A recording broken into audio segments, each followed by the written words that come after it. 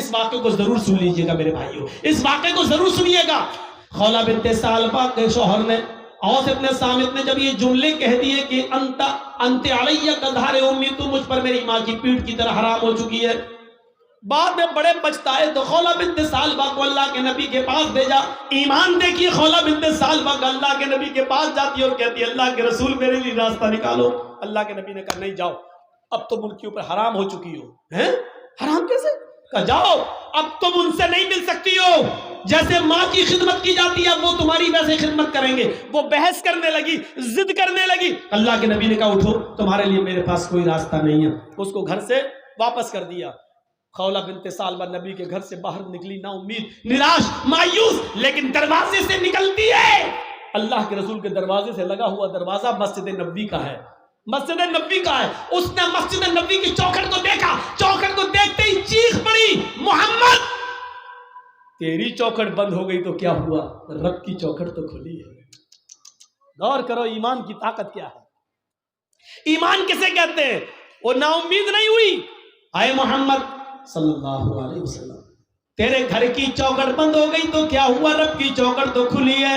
حدیث کے الفاظ ہیں، وہ عورت مسجد میں داخل ہوتی ہے، ماں بہنوں سنو، اور چوڑیاں خریدنے والی ہو سنو، اور مارکیٹوں میں لپسٹک اور کریم اور پونڈز خریدنے والی ہو سنو، یہ تمہاری جیسی ایک عورت ہے خولہ بنت ثعلبہ، نبی کی چوکھٹ سے نکلتی ہے تو مسجد میں گھس جاتی ہے، وضو بناتی ہے، 2 رکعت نماز پڑھتی ہے، پھر اکیلے اپنے رب کے سامنے دونوں ہاتھ اٹھا کر یہ دعا کرتی ہے، الہ العالمین تیرے نبی کی چوکھٹ بند ہو گئی تو کیا، تیری تو کھلی ہے، اللہ میرے اور میرے شوہر کے درمیان کوئی راستہ نکال، اللہ میرے اور میرے پتی کے لیے کوئی راستہ بنا دے۔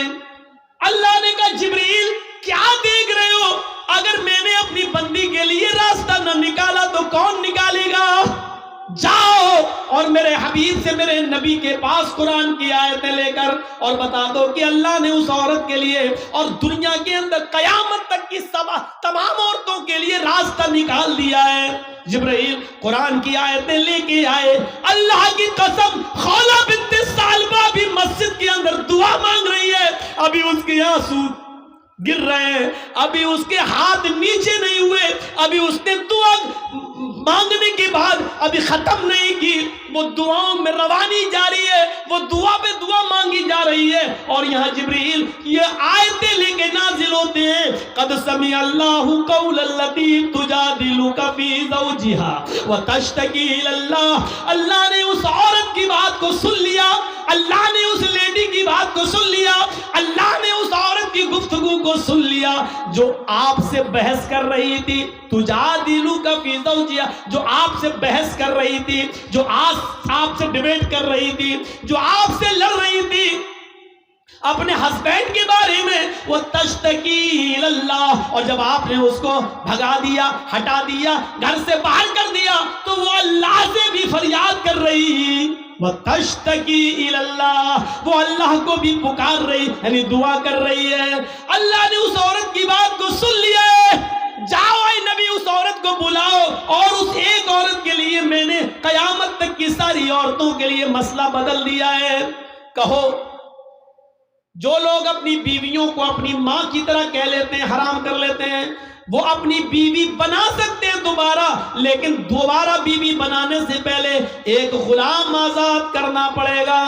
ایک غلام آزاد کرنے کی طاقت نہ ہو تو 60 روزے مسلسل پے در پہ رکھنا پڑیں گے، کنٹینیو ریگولر، اور 60 روزے بھی رکھنے کی طاقت نہ ہو تو 60 مسکینوں کو کھانا کھلانا پڑے گا، 60 فقیروں کو یہ 3 میں سے کوئی ایک کام کرنا ہوگا ترتیب سے۔ اگر غلام آزاد کرنے کی طاقت ہو تو پہلے غلام، یہ نہ ہو تو 60 روزے رکھنے کی طاقت نہ ہو تو 60 مسکینوں کو، فقیروں کو کھانا کھلائیں، اور پھر وہ تمہاری بیوی، یہ سزا کے طور پر، لیکن راستہ تو نکالا، پہلے تو راستہ ہی نہیں تھا لیکن بعد میں راستہ تو نکال دیا، کم سے کم سزا متعین کر کے، اور سزا اس لیے متعین کیا تاکہ ہر وقت ہر آدمی اپنی بیوی کو اپنی اماں کی طرح حرام نہ کرتا رہے اپنے اوپر، اس لیے یہ سزا متعین کر دی۔ تو میرے بھائیوں، خولہ بنت ثعلبہ کا ایمان دیکھو، نبی کی چوکھٹ سے باہر تو کہتی ہے نبی تیری چوکھٹ بند ہوئی تو کیا، رب کی چوکھٹ تو کھلی ہے، یہ ایمان کی طاقت ہوتی ہے۔ یہی خولہ بنت ثعلبہ جب لا کمر سیدھی نہیں ہوتی تھی، لاٹھی لے کے چلتی تھی۔ تو ایک دن حضرت عمر فاروق گھوڑے پر جا رہے تھے، خولہ بنت ثعلبہ نے کہا عمر گھوڑے سے نیچے اتر، میری بات سن۔ حضرت عمر گھوڑے سے نیچے اتر گئے اور خولہ بنت ثعلبہ کے پاس پہنچ گئے پیدل، اور نیچے جھک کر کہتے ماں کیا کہتی ہو؟ سنایا، کچھ بات بولی۔ حضرت عمر فاروق واپس آئے، لوگوں نے کہا امیر المومنین ایک معمولی عورت کے لیے آپ گھوڑے سے اتر گئے، ایک معمولی عورت کے لیے آپ گھوڑے سے اتر گئے اور اس کے پاس جا کے جھک کر اس کے کان پہ اپنے کان لگا دیے اس کے ہونٹوں سے۔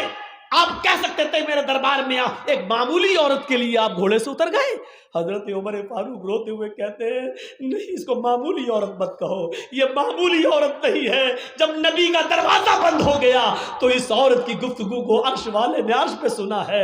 یہ معمولی عورت نہیں ہے، جس کی زبان سے نکلنے والی دعا کو اللہ بھی ریجیکٹ نہیں کر سکا، اللہ نے اس کی دعا عرش پر قبول کی۔ عمر کی کیا مجال جو اس کی بات کو سننے کے لیے گھوڑے سے نہ اترے، عمر کی کیا ہمت جو اس کی بات کو سننے کے لیے گھوڑا نہ چھوڑے۔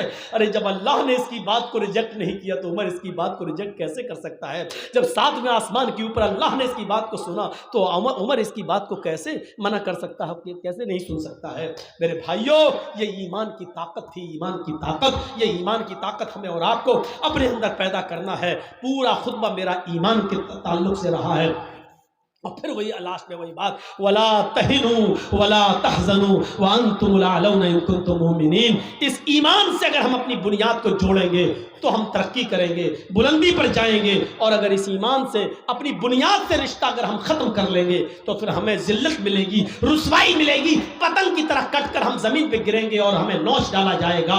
آم کی طرح ہم آسمان پر نہیں جائیں گے، ٹوٹ کر زمین پر گریں گے اور ہمیں کھا لیا جائے گا، ہمیں لقمہ بنا لیا جائے گا۔ ایسی دنیا کی ساری قومیں ہمارے اوپر پل پڑیں گی۔ ہم اللہ سے دعا کرتے ہیں کہ بار الہ ایمان ہمارے اندر پیدا فرما دے، ایمان کی مضبوطی ہمارے اندر پیدا فرما دے۔ اللہ ہمیں عقل اور شعور سے کام لینے کی توفیق عطا فرما، مصلحت ہمارے اندر پیدا فرما دے، ہر کام ہمیں حکمت کے ساتھ اور دانائی کے ساتھ کرنے کی توفیق عطا فرما۔ بار الہ جب تک ہم زندہ رہیں اسلام پہ ہمیں زندہ رکھنا، جب ہمارا خاتمہ ہو تو ایمان پر ہمارا خاتمہ فرمانا۔ وما علینا الا البلاغ المبین، وآخر دعوانا الحمد للہ رب العالمین۔ السلام علیکم ورحمۃ اللہ وبرکاتہ۔